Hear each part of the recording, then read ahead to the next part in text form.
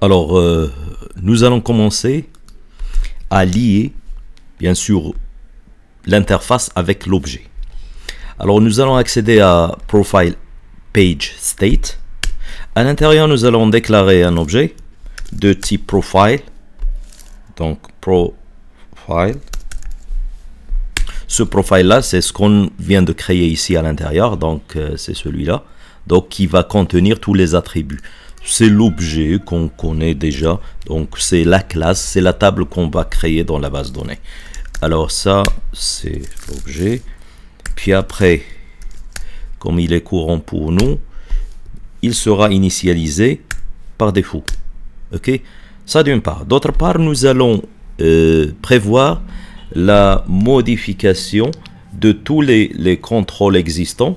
C'est ainsi nous allons faire appel à une classe qui se nomme Text Editing Controller.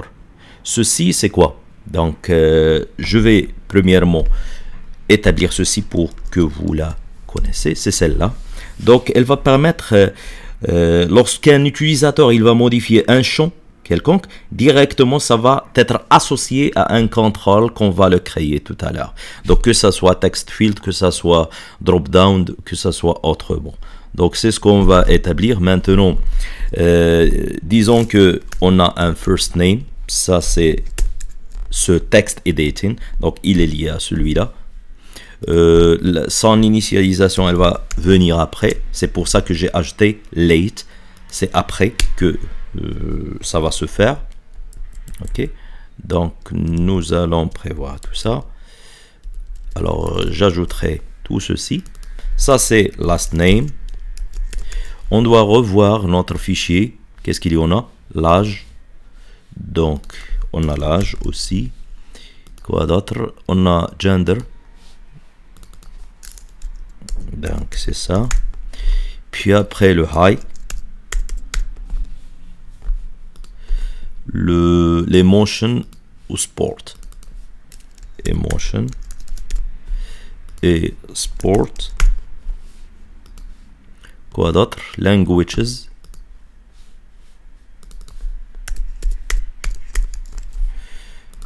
Donc, ça nous reste juste deux. Si je m'en souviens bien, available. Et à la fin, le password. Donc, on vient de créer, comme je viens de dire, un contrôle qui va être associé pour la modification. Puis après, qu'est-ce qu'on va faire? Nous allons faire appel à une méthode prédéfinie au sein de la classe, de cette classe-là, qui se nomme init state. Il l'a affiché directement. Alors, c'est quoi ça? Alors, le framework, il va appeler cette méthode-là exactement une fois pour chaque objet state qu'il va créer. Donc, c'est comme si vous allez dire « je m'abonne à l'objet ». Lorsqu'on lance ceci, donc je lui dis « je m'abonne à cet objet-là ». Bien sûr, ce désabonner, je vais la montrer tout à l'heure. Donc, pour ceci, je vais refaire first name ici, ce texte editing controller. Ça, c'est grosso modo l'initialisation de tout ça. Donc là, c'est last name. Là, c'est age. Puis après, c'est gender. Puis height. C'est réglé. Pardon, donc c'est ça. C'est emotion. Sport. Languages.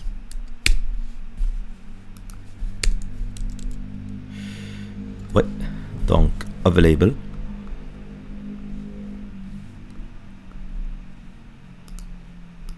Là. Et à la fin, le password.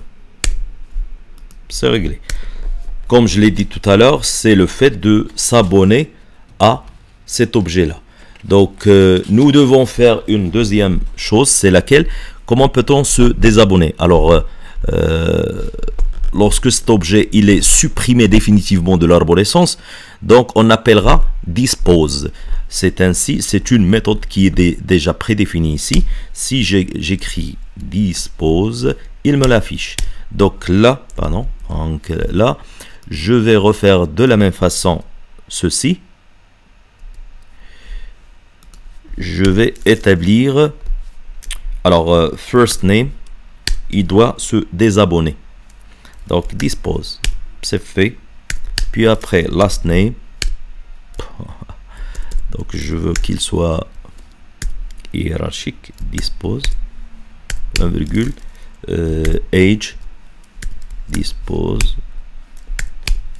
le fait d'établir gender, dispose aussi, le high, dispose, donc emotion,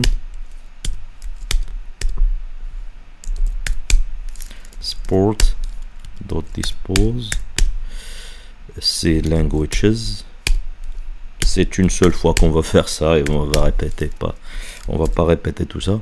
Donc available.dispose, et le dernier c'est le password. Le password dispose et c'est fini. C'est réglé tout ça. Alors tout ceci on va travailler avec. Ce qui reste c'est le fait maintenant de commencer ce travail là. Donc on peut commencer le fait d'afficher ceci ici. Bien sûr l'affichage et puis après aussi les contrôles, les text fields qu'on va insérer dedans. Donc c'est ce qu'on va établir tout à l'heure.